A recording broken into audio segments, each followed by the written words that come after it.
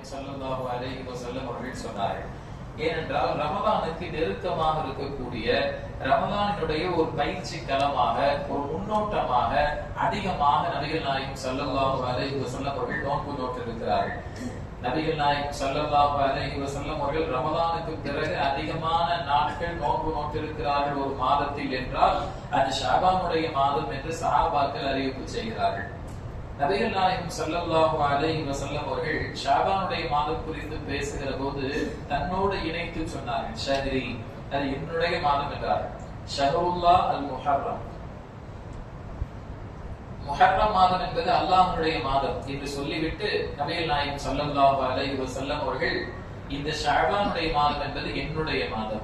ஏன் நபிகள் நாயகம் ஸல்லல்லாஹு அலைஹி வஸல்லம் அவர்கள் இந்த ஷஅபானுடைய மாதத்தை, நாம் இருக்கக்கூடிய இப்போது நாம் அமர்ந்திருக்கக்கூடிய இந்த மாதத்தை ஏன் சொன்னார்கள் என்பதற்கான விளக்கம் எழுதுகிற போது பெருமக்கள் எழுதுகிறார்கள்.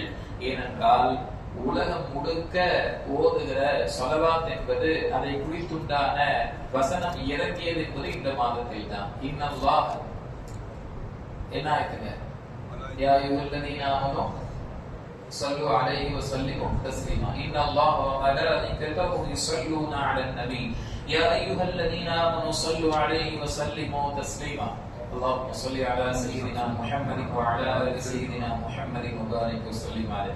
ஸலவாத் குறித்துண்டான வசனம் இறங்கியது இந்த மாதத்தில் தான் என்பதற்காக நபிகள் நாயகம் ஸல்லல்லாஹு அலைஹி வஸல்லம் அவர்கள் இது என்னுடைய மாதம் என்று சிறப்பு குறித்து சொல்லியிருக்கிறார்கள் என்பதற்காக பெருமக்கள் விளக்கம் அளிக்கிறார்கள். இந்த ஷஅபானுடைய மாதமே சிறப்பிற்குரியது.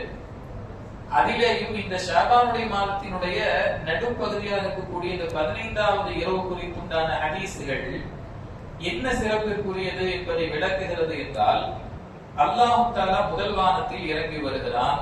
வந்து அவனே கேட்கிறான், யாராவது பாவ மன்னிப்பு தேடுகிறீர்களா? என்னிடம் ரிஸ்க் தேடுபவர்கள் உண்டா? பலா முசீபத்துகளிலிருந்தும் பாதுகாப்பு கேட்பவர்கள் யாரேனும் உண்டா? நான் கொடுக்கிறேன், நான் ரிஸ்க் தருகிறேன், நான் நீண்ட ஆயுளை கொடுக்கிறேன், நான் பாவ மன்னிப்பை தருகிறேன் என்று அல்லாஹ்வே இறங்கி வந்து கேட்பது. முதல் வானத்துல இறங்கி வர்றது அப்படின்னு சொன்னா என்ன பொருள்?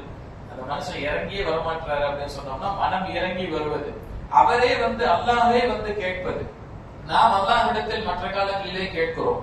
அல்லாஹ் நம்மிடம் வந்து எதேனும் வேணுமா, நான் தரேன், நீங்க கேளுங்க நான் தரேன் என்று கேட்கிற ஒரு புனிதம் நிறைந்த இந்த காலகட்டத்தில் நாம் நல்லமல்கள் புரிகிற போது, அல்லாஹ்விடத்திலே துஆ செய்கிற போது அந்த துஆ அங்கீகாரத்திற்குரியதா ஆகிறது என்கிற அடிப்படையில் இந்த புனிதமிக்க இரவை நாம் பயன்படுத்திக் கொள்ள வேண்டும். நபிகள் நாயகம் ஸல்லல்லாஹு அலைஹி வஸல்லம் அவர்கள் செய்த இந்த இரவிலே செய்த மிக முக்கியமான இன்னொரு அமல் என்று சொன்னால், நபிகள் நாயகம் ஸல்லல்லாஹு அலைஹி வஸல்லம் அவர்கள் ஒரு முறை உறங்கிக் கொண்டிருக்கிறார்கள். ஆயிஷா ரலியல்லாஹு அன்ஹா அவர்களது வீட்டிலே இந்த ஷஅபானுடைய இந்த இரவிலே ஆயிஷா ரலியல்லாஹு அன்ஹா அவர்கள் விழித்து பார்க்கிறார்கள். பெருமானார் ஸல்லல்லாஹு அலைஹி வஸல்லம் அவர்கள் பக்கத்தில் இல்லை. இரவு நேரம். எங்கே நபிகள் நாயகம் ஸல்லல்லாஹு அலைஹி வஸல்லம் என்பதற்காக நபிகள் நாயகம் ஸல்லல்லாஹு அலைஹி வஸல்லம் அவர்களை தேடுவதற்காக பின்னாலேயே போகிற ஆயிஷா ரலியல்லாஹு அன்ஹா அவர்களது காலடியின் தடத்தை வைத்துக் கொண்டு நபி அவர்கள் ஜன்னத்துல் பகீ என்கிற அந்த கபர்ஸ்தானுக்கு போயிருக்கிறார்கள் என்பதை பார்க்கிற ஆயிஷா ரலியல்லாஹு அன்ஹா அவர்கள் அறிவிக்கிறார்கள் இந்த ஹதீஸை. இந்த இரவில் தான் நபிகள் நாயகம் ஸல்லல்லாஹு அலைஹி வஸல்லம் அவர்கள் அந்த நடுநிசையிலே இறந்தவர்களுக்காக, மௌத்தானவர்களுக்காக துஆ செய்தார்கள், கண்ணீர் வடித்து அழுதார்கள் என்று ஆயிஷா ரலியல்லாஹு அன்ஹா அவர்கள் பதிவு செய்கிறார்கள். எனவே இந்த இரவினுடைய மிக முக்கியமான அமல், எல்லா நேரத்திலும் செய்யக்கூடிய ஒரு அமல் தான் என்றாலும் இந்த இரவில் நாம் செய்வதற்கான ஒரு அதற்கான வாய்ப்பு நம்ம தாய்லாந்துல இருக்கு. கபரிஸ்தான் என்பது அது வந்து பயமுறுத்தப்பட்டு அப்படியே அந்த பக்கம் போகக்கூடாது அப்படிங்கிற நிலையில் எல்லாம் இல்லை. போய் உட்கார்ந்து சகவசமா உட்கார்ந்து இறந்தவர்களுக்காக துஆ செய்யக்கூடிய வாய்ப்பு நம்முடைய இந்த நாட்டிலே இருக்கிறது.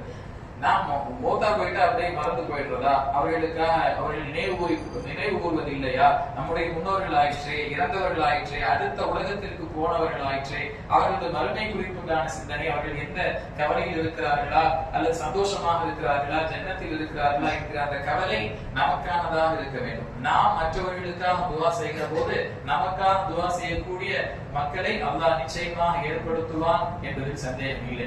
இப்படி இந்த இரவிலே நபிகள் நாயகம் ஸல்லல்லாஹு அலைஹி வஸல்லம் அவர்கள் செய்த ஒரு புனிதம் நிறைந்த அமல் என்று சொன்னால், இறந்தவர்களுக்கு சலாம் சொல்லி அவர்களினுடைய நல்வாழ்விற்காக மறுமை சிறக்க துவா செய்வது, நம்முடைய முன்னோர்களை நினைத்து சூரா யாசீனை ஓதினாலும் கூட நாம் இந்த வசனங்களை எல்லாம் ஓதி அதற்கென சில நிமிடங்களை ஒதுக்கி நம்முடைய முன்னோர்கள், அவர்கள் எங்களை வளர்த்து ஆளாக்கியவர்கள், எங்களுக்காக சிரமப்பட்டவர்கள், அவர்களினுடைய மறுமைக்காக நாம் துவா செய்கிற போது கண்ணியத்துக்குரியவர்களே, நிச்சயமா அல்லாஹ் அவர்களில் இருக்கக்கூடிய அனைத்து விதமான சோதனைகளையும் போக்கி உயர்ந்த ஜன்னத்துல் ஃபிர்தௌஸை அவர்களுக்கும் இன்னும் எல்லா முஸ்லிம்களுக்கும் உலக முஸ்லிம்களுக்கும் அல்லாஹ் தந்தருள்வான் என்பதில் சந்தேகம் இல்லை. நாம் அல்லாஹ்விடத்திலே துஆ செய்வோம், நல்லமல்கள் புரிவோம்.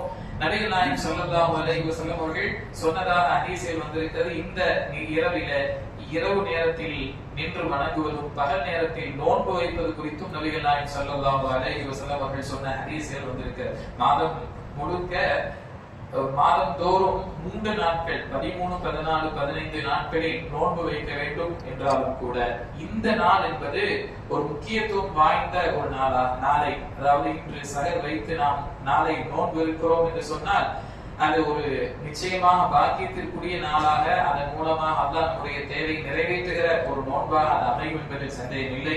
அல்லாஹ் சுப்ஹானஹு வ தஆலா எல்லா அமல்களும் செய்யக்கூடிய வாய்ப்பை நம் அனைவருக்கும் தந்தருள் புரிவானாக.